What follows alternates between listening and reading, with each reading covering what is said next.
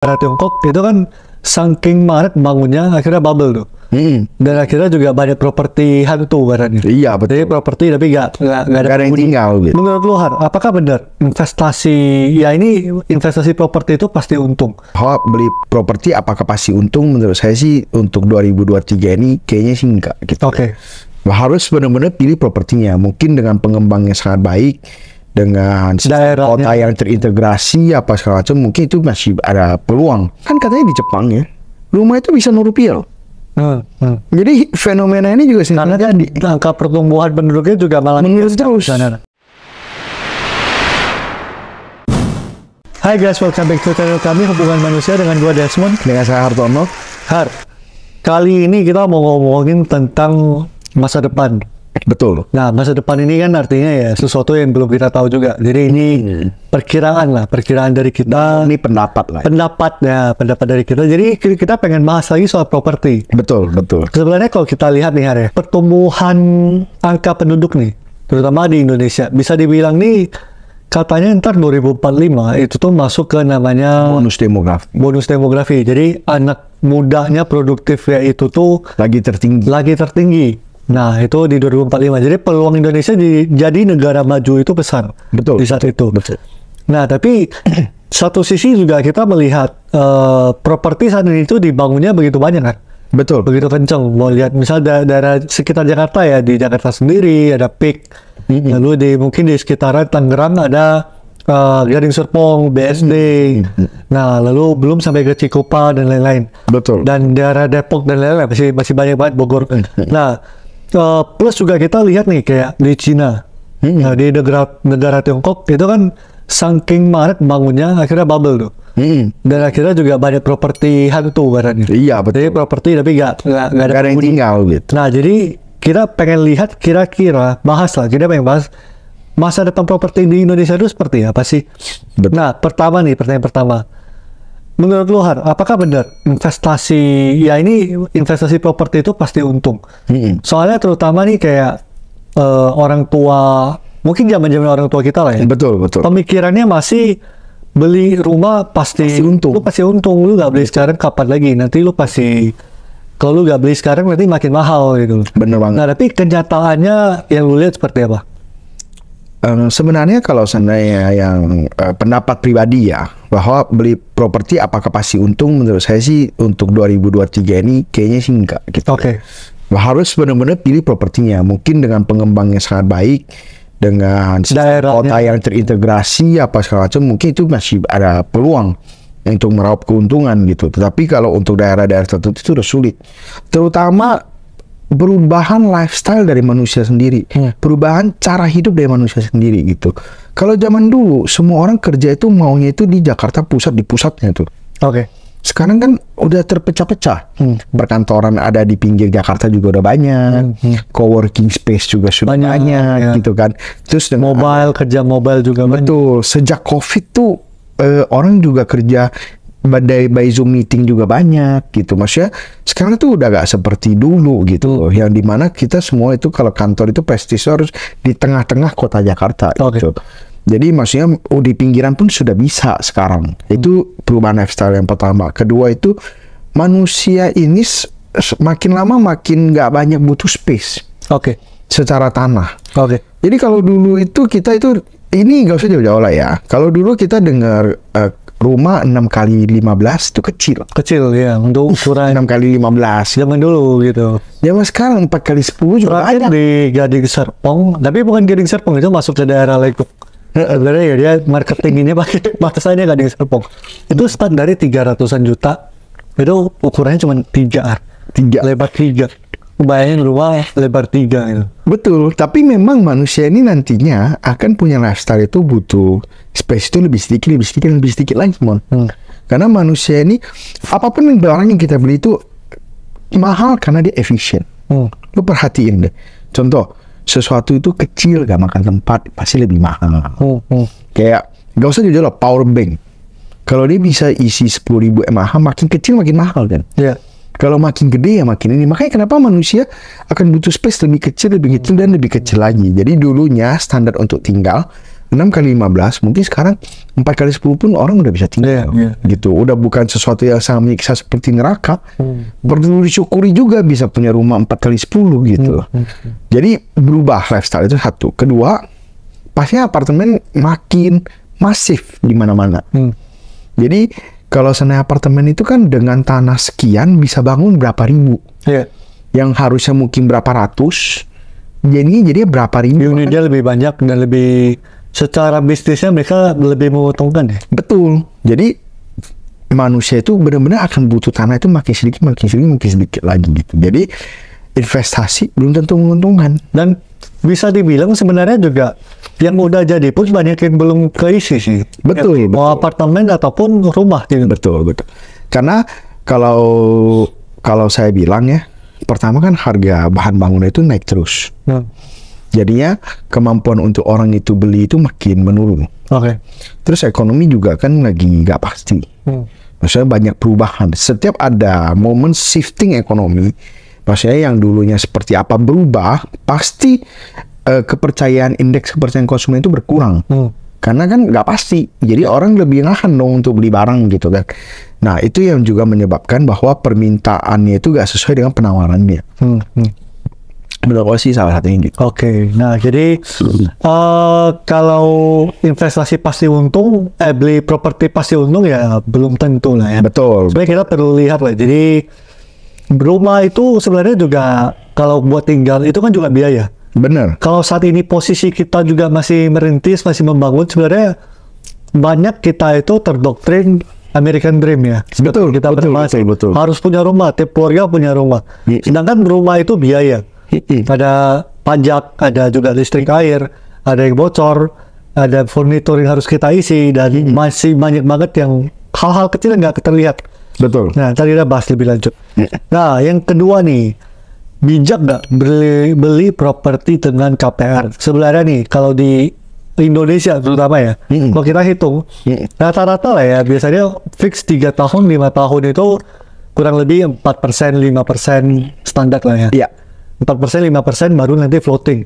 Dan floating itu kan rata-rata udah bisa 11, 12, 13 dan tergantung nantinya bisa berapapun. Betul. Nah itu bisa dibilang nih, misalnya rumah 1M kita cicil katakan 15 tahun, itu mungkin yang total yang kita bayar plus bunga, gua rasa bisa 1,8, 1,7. Betul. Ya, kurang lebih lah ya. Iya, bisa jadi gitu. Itu pun dengan DP loh ya. Jadi rumah yang udah kita beli 1M harga value awal, ujung-ujungnya bisa jadi 1,8, 1,7. Betul. Nah, jadi pertanyaannya nih, worth it nggak dengan itu? Nah, menurut lu gimana? Sebenarnya kalau seandainya kita ngomong beli rumah untuk investasi, udah pasti nggak worth it. Karena secara hukum itu kan investasi jangan pakai uang yang bukan punya kita. Jangan minjem uang bank untuk investasi gitu loh. Karena kalau bank itu paling pinter. Kalau dia tahu ini menguntungkan, dia udah investasi. Dia ngapain dia minjem ke kita gitu. Jadi kalau kita ngomong nih, wah beli buat invest, ya aneh sih. Justru kita yang jadi marketnya dia gitu. Betul gitu. Jadi aneh banget gitu. Tapi kalau seandainya kita bilang beli untuk pakai, ini lain cerita. Karena kan tentu yang perlu diperhatikan adalah kepuasan dari diri kita. Kepuasan kita, rasa nyaman, rasa aman gitu kan. Terus kualitas hidup kita. Jadi kalau seandainya kita untuk pakai sendiri, ini pertimbangannya lebih lain. Tetapi worth it atau enggak tergantung dari jumlah penghasilan kita. Kalau penghasilan kita stabil di bawah 30%, itu harusnya masih aman. Boleh, tapi kalau bisa tuh jangan terlalu panjang dan penghasilannya memang mencukupi di bawah 30%. Gitu. Jadi jangan sampai mengganggu keuangan. Itu satu. Kedua, kalau bisa itu sebenarnya cash lebih baik. Karena kalau kita sewa kan, sewa rumah sekarang kan selalu 2-5% ya dari harga realnya gitu ya. Kan jauh di bawah bunga bank.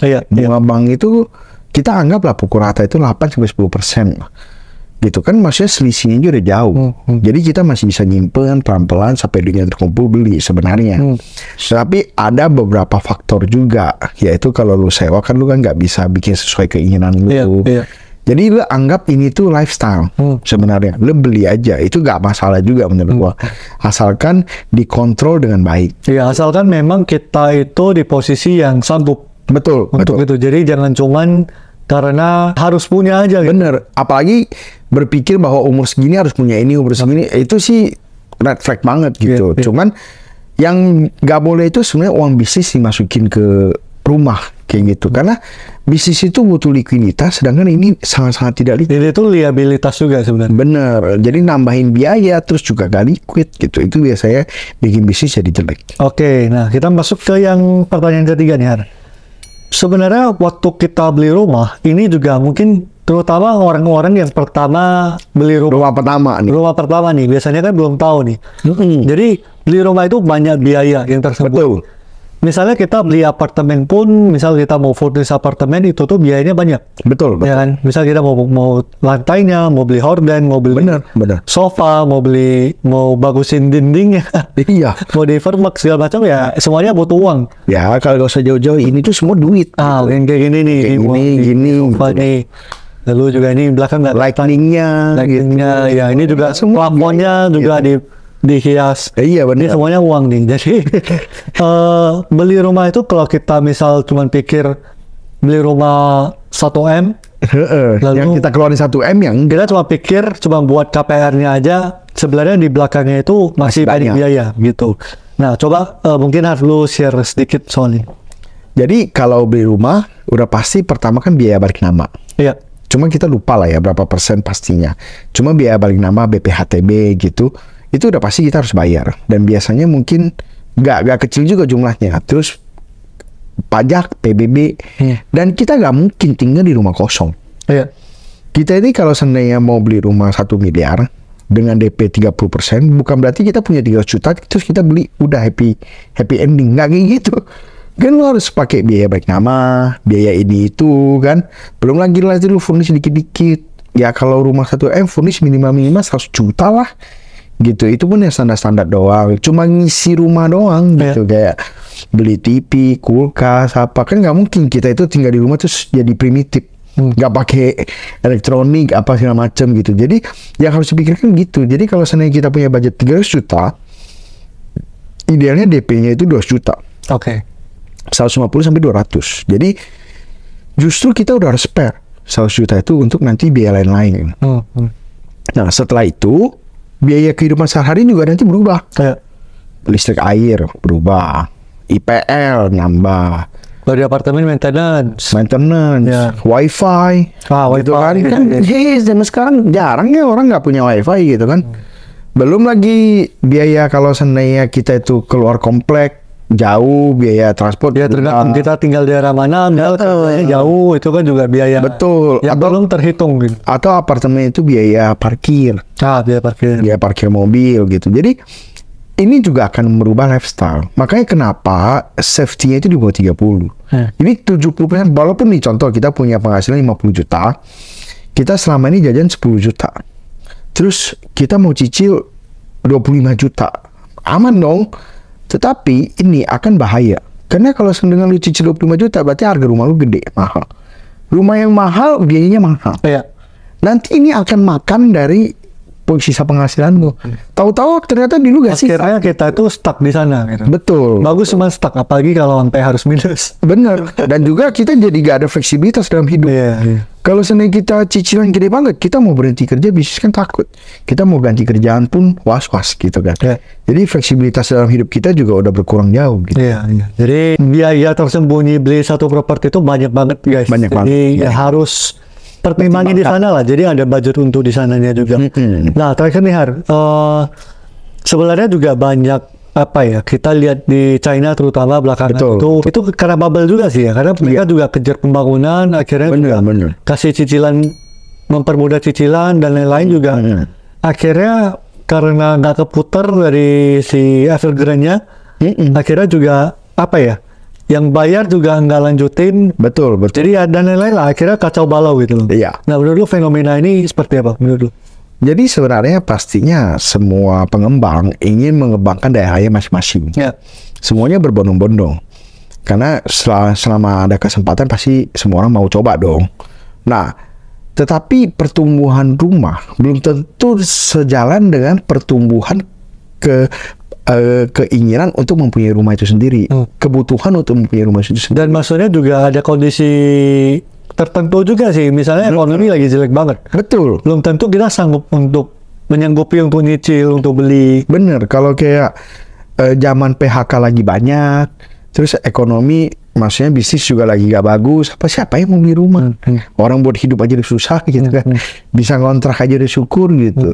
Jadi tergantung dari situasi ekonominya. Jadi menurut gua kalau kita melihat di negara-negara luar, itu rumah itu mulai, bahkan katanya di Jepang ya, rumah itu bisa Rp0. Jadi fenomena ini juga sebenarnya angka pertumbuhan penduduknya juga malah menurut terus. Bener. Kebanyakan orang tua daripada anak muda. Betul. Jadi kalau lu mau take over rumah ini sebenarnya gratis, asal lu mau bayar pajak-pajaknya aja. Gitu. Jadi yang penting di rumah ada yang ngurus aja gitu sebenarnya.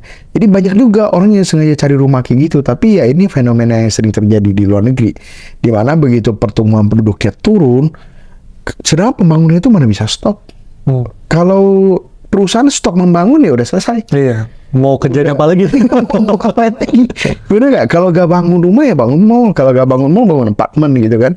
Habis itu ternyata nggak ada yang bisa dibangun gitu. Iya gitu loh. Kalau pembangun stop ya aneh kan. Jadi maksudnya fenomena ini itu mungkin juga gitu loh. Jadi kita itu kalau bisa itu sesuai kebutuhan aja. Iya. Sebenarnya sih ada senior gua juga yang suka banget ngomong. Jadi zaman dulu itu mereka benar-benar ada mindset beli rumah itu pasti untung. Jadi Betul. dia invest di banyak properti.